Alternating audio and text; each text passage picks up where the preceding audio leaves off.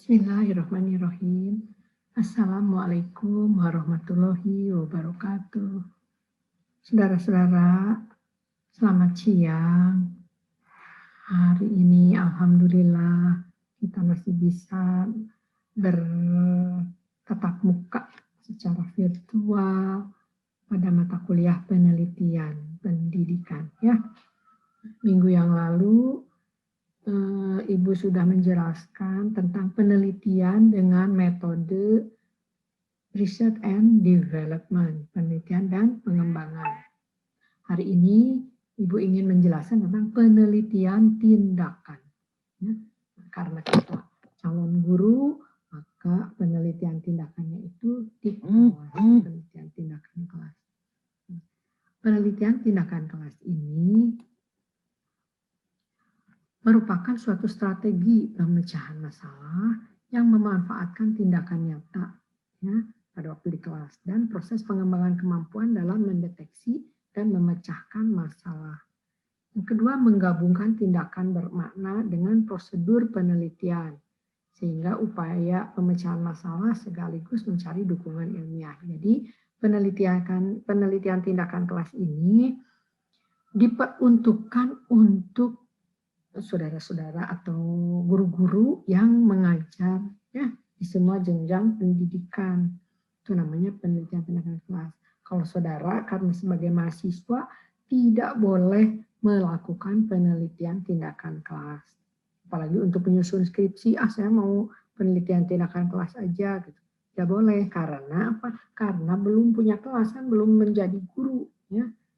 Meskipun saudara sudah menghonor misalnya, tapi saudara dianggapnya sebagai mahasiswa.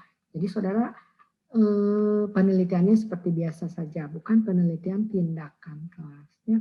Tapi kan Bu katanya mau yang R&D boleh, ya yang R&D boleh karena itu metode penelitian. Kalau misalnya saudara ingin menciptakan sesuatu, makanya di situ menggunakan metode R&D. Tapi kalau misalnya ini penelitian tindakan kelas ini hanya untuk guru karena ingin memperbaiki proses pembelajaran ya. Jadi tujuan PTK ini mengenali masalah pembelajaran, menemukan pemecahan masalah pembelajaran yang aktual dengan mengembangkan inovasi pembelajarannya untuk meningkatkan mutu isi, masukan, proses dan hasil pembelajaran. Kemudian untuk mengatasi masalah pembelajaran secara terencana dan berkelanjutan. Yang ketiga, untuk meningkatkan kerjasama profesional antara pendidik di semua jenjang pendidikan. Di antar guru bisa bekerja sama misalnya ya untuk meningkatkan keprofesionalannya. Kemudian menumbuh kembangkan budaya akademik dan profesionalisme di kalangan pendidik ya, sehingga tercipta sikap proaktif dalam memperbaiki mutu pendidikan secara berkelanjutan. Jadi guru itu diminta untuk tetap meningkatkan keprofesionalismenya ya.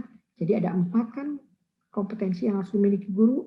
1 kompetensi pedagogi, 2 kompetensi sosial, 3 kompetensi profesional, dan 4 kompetensi satu lagi sosial, profesional, pedagogik, dan kompetensi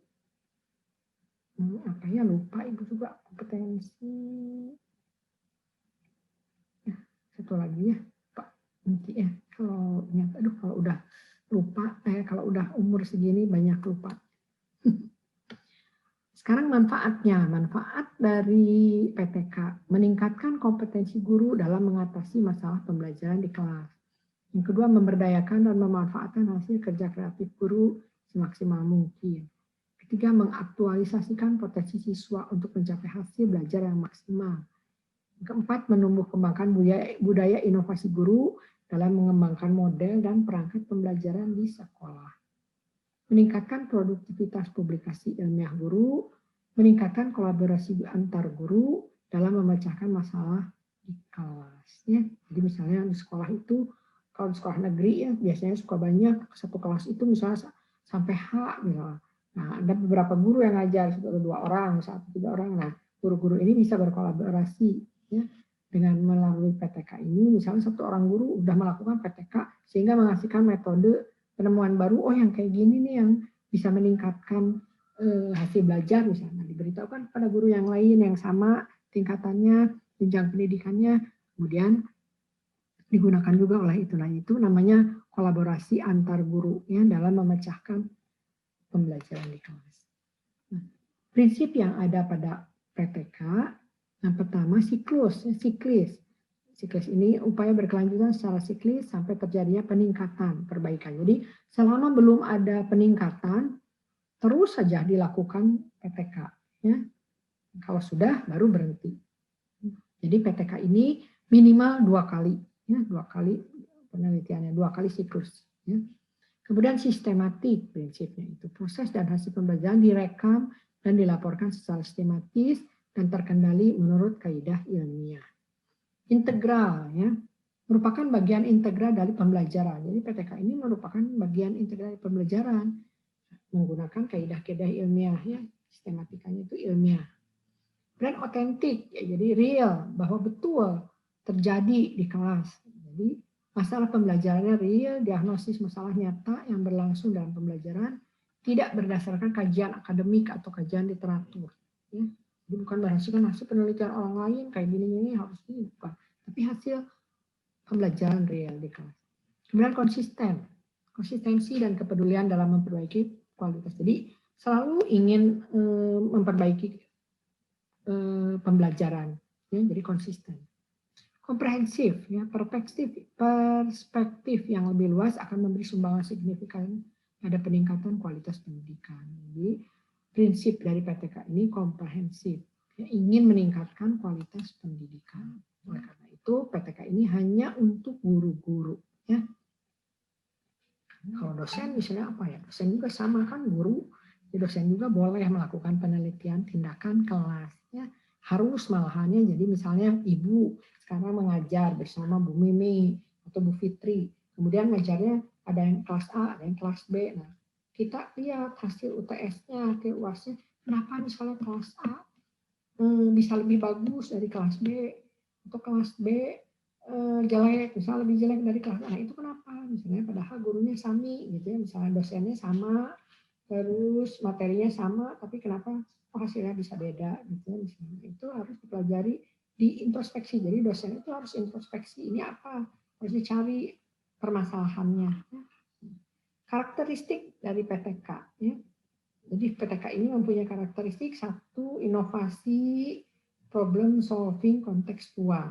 Jadi menemukan strategi, teknik, sarana pembelajaran, sistem assessment yang lebih baik dari kondisi sebelumnya. Jadi inovatif. Kemudian problem solving kontekstual terbaru. Ya.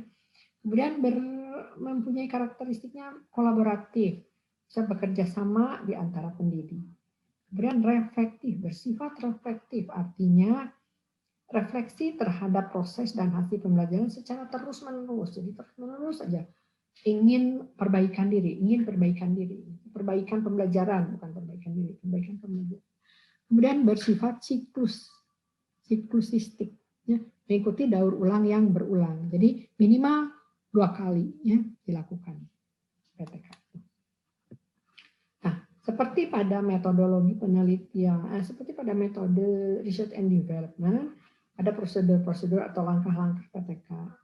Ini pada PTK ada 2 pendapat menurut Chemist and McTaggart, yaitu ada 4 langkah: merumuskan masalah dan merencanakan tindakan, melaksanakan tindakan dan observasi, refleksi hasil, revisi dan perencanaan ulang. Ini menurut Chemist and McTaggart, ya. Jadi menurut Chemist and McTaggart, rencanakan dulu plan, seperti apa masalahnya, oh rencananya seperti ini. Kemudian di action, sesudah di action sampai di observasi, refleksi, ya hasilnya bagaimana. Kalau hasilnya bagus, ya terus itu masuk ke, itu kan ini satu siklus itu seperti ini, plan, action, reflection, satu siklus. Masuk ke siklus 2 itu seperti itu, plan. Ya, plannya kan yang tadi, yang dari plan yang pertama itu kesini kan sudah di action kan di situ. Refleksi hasil dari siklus pertama ini masuk ke siklus kedua. Refleksi lagi, action, dan refleksinya apa? Kalau misalnya hasilnya sudah bagus, sudah berarti sampai sini. Tapi kalau misalnya di siklus kedua ini hasilnya masih jelek, malah jelek dari siklus pertama, misalnya diulangi lagi sampai siklus ketiga misalnya, tapi minimal siklus kedua. Jadi dua kali siklus. 1, 2 ini ya. Jadi time-nya itu 1 kali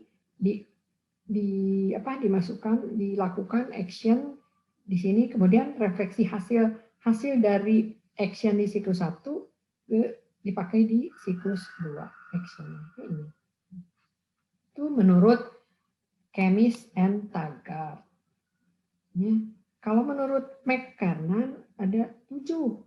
Ada analisis situasi, perumusan dan klarifikasi permasalahan, hipotesis tindakan, perencanaan tindakan, implementasi tindakan dan monitoring, evaluasi dan hasil refleksi. Nah ini, ya pertama analisis situasi.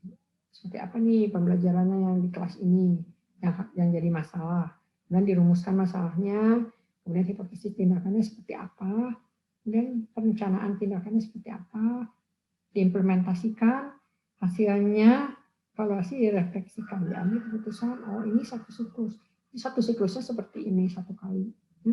Masukkan ke siklus berikutnya, tidak usah pakai analisis situasi lagi, langsung ke perumusan masalahnya kan sama, ya. Kalau misalnya masih itu, nah masukkan di situ perencanaan. Hasilnya bagaimana? Kalau hasilnya jelek, masuk ke siklus ketiga, ini 3 kali jadi. Kalau hasilnya sudah bagus ya sudah. Jadi secara umum prosedur PTK itu 1, mengidentifikasi masalah, 2, menganalisis dan merumuskan pembelajaran, 3, merencanakan tindakan, 4, melaksanakan tindakan, 5, menganalisis dan melakukan refleksi.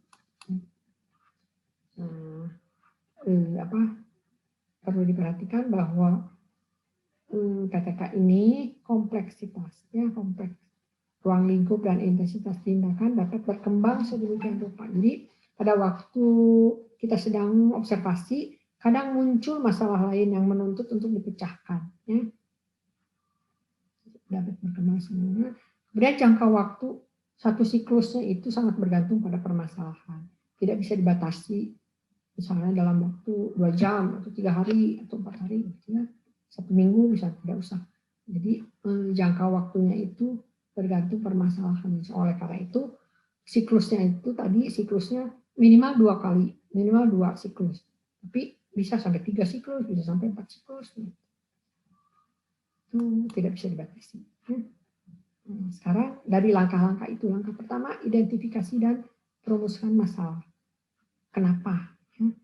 Kenapa harus dirumuskan masalahnya? Ada apa sih? Misalnya ini tadi yang kelas A dan kelas B. Kenapa terdapat perbedaan? Ada kesenjangan. Tidak seperti harapan nih kelas B. Kok jelek, lebih jelek dari kelas A misalnya itu.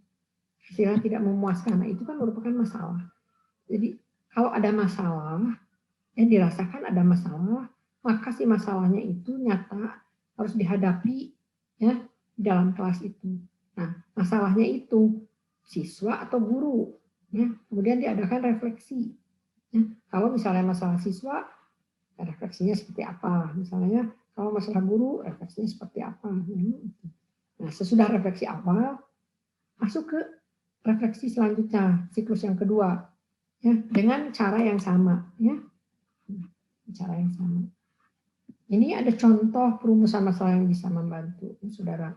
Apakah kompetensi awal siswa untuk mengikuti pembelajaran titik-titik cukup memadai? Kompetensi awal siswa itu pembelajaran pada pelajaran biologi misalnya. Apakah proses pembelajaran yang dilakukan guru IPA cukup efektif? Ya.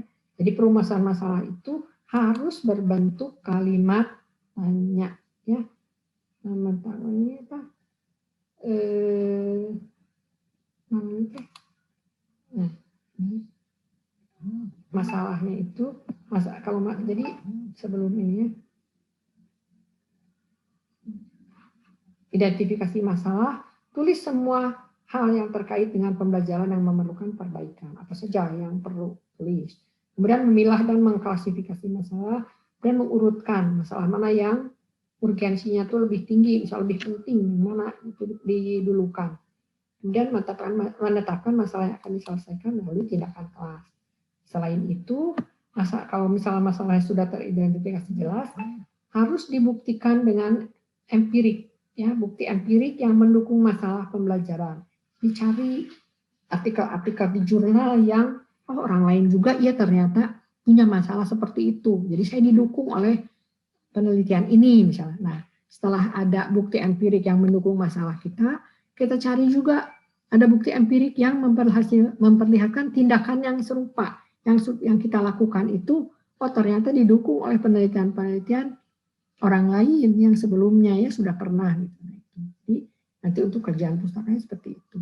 Bagaimana kesiapan peneliti melaksanakan tindakan yang telah dipilih. Jadi bagaimana seorang guru itu harus siap melakukan penelitiannya. Nah, kemudian rumusan masalahnya itu harus jelas, tidak memiliki makna yang ganda. Ya. Rumusan masalah dirumuskan dalam bentuk kalimat tanya. Nah, tadi beberapa contoh, nanti beberapa contoh harus dalam berupa kalimat tanya. Rumusan masalah menunjukkan hubungan antara permasalahan dan tindakan. Jadi permasalahannya ini, misalnya permasalahannya pada mata kuliah, pada materi fotosintesis. Nah, tindakannya juga harus yang berhubungan dengan materi fotosintesis. Jangan masalahnya pada materi fotosintesis, kita memberikan tindakan untuk materi pencernaan, misalnya sistem pencernaan, kan itu nyambung, jadinya, nah itu harus nyambung, harus berhubungan, harus menunjukkan hubungan. Kemudian rumusan masalah hendaknya dapat diuji secara empirik, dapat diuji tadi ya. Rumusan masalah menunjukkan secara jelas subjek dan atau lokasi. Nah, jadi harus dituliskan subjeknya siapa, lokasinya di mana. Nah, oleh karena itu judul dari penelitian tindakan kelas boleh sampai 20 kata. Ya. Kalau penelitian biasa cukup 12 sampai 16 kata. Ya. Boleh sampai 16 kata. Kalau yang PTK boleh sampai 20 kata. Maksimal 20 kata. Kalau yang penelitian biasa maksimal 16. Rumusan masalah menunjukkan secara jelas tindakan yang diimplementasikan. Ya. Kita beri contoh bagaimana meningkatkan pemahaman siswa terhadap pengelolaan keuangan dengan memberikan tugas. Ini rumusan masalahnya ini ya. Rumusan masalah harus jelas, rumusan masalah harus bentuk kalimat tanya gitu ya. Kemudian ini betul ya, kalimat tanya. Kemudian materinya misalnya apa?